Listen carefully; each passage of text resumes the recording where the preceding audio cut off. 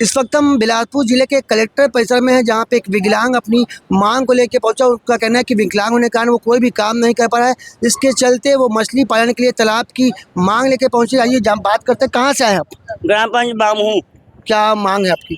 मछली पालन तालाब परिवार का पोलन पालन कर सकें के सर वही निवेदन लेके आए हम बड़े साहब नंग मांग करत हूँ कि मिल जाती मोर घर में लगे हुए बगल में तो ओकरे में लगे हम भैया 15-20 साल हो गए, लेकिन मैं मिल नहीं पाते मौका। परेशान हमें ओकर चक्कर में तालाब की। तो अभी का काम चला थे तो?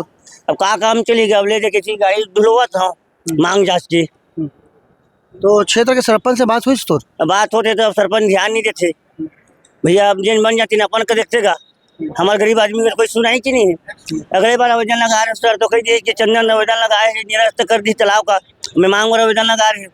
अब बोला था उन्होंने कहते तालाब पंचायत मत आवश्यक थे तो नहीं जाऊँ भाई, पंचायत कागजी में जाऊँ, मार कर थोड़े जाऊँ भैया। तो मारपीट भी करे नहीं सका सरपंच? मारपीट नहीं करते, लेकिन हमारे मत आओ पंचायत करे तो मांग कर कागज दे ना भाई, आवेदन तो लगाए थे का नहीं देते।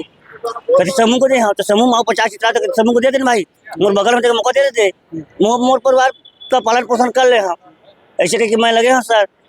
तो कलेक्टर साहब लंगाए काबुल से कलेक्टर अब काबुल ही सर, अब दे आवेदन अब कथे फोन नंबर ली से अब बात करी हम इसके कहा थे। अब का कहते भैया तो क्या वही जा नहीं गा। तो अपन छोटकन बेटा लेके काबा यहाँ आया। अब मोर साधन नहीं है, अब का करम भैया।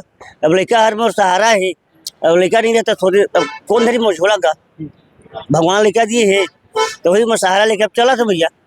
का नाम बताया तो? चंदन कुमार सूर्यवंशी। कहाँ से आया? ग्राम पंचायत बामू।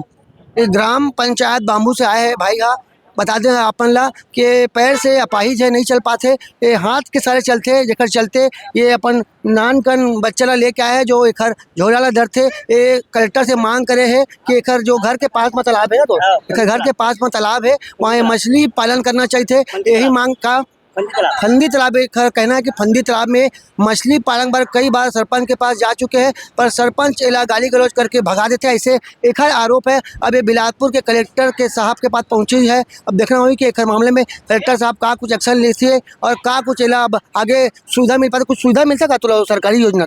नहीं, कुछ सुविधा नहीं मिला साहब, कुछ सुविधा नहीं सरकारी।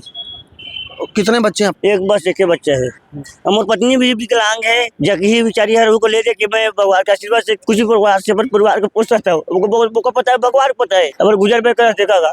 काफी तकलीफ में है, ऐसा लग रहा है इनकी आंखों में आंसू आ गए हैं। बता दें इनका कहना है कि इनकी पत्नी भी अपाहिज है, विकलांग है, पर इनका सुनने वाला कोई नहीं है। अपनी मांगों को लेकर बिलासपुर के कलेक्टर के पास पहुंचे हैं। अब देखना होगा इनकी मांग पूरी हो पाती है या इनका जीवन ऐसे ही व्यतीत होगा।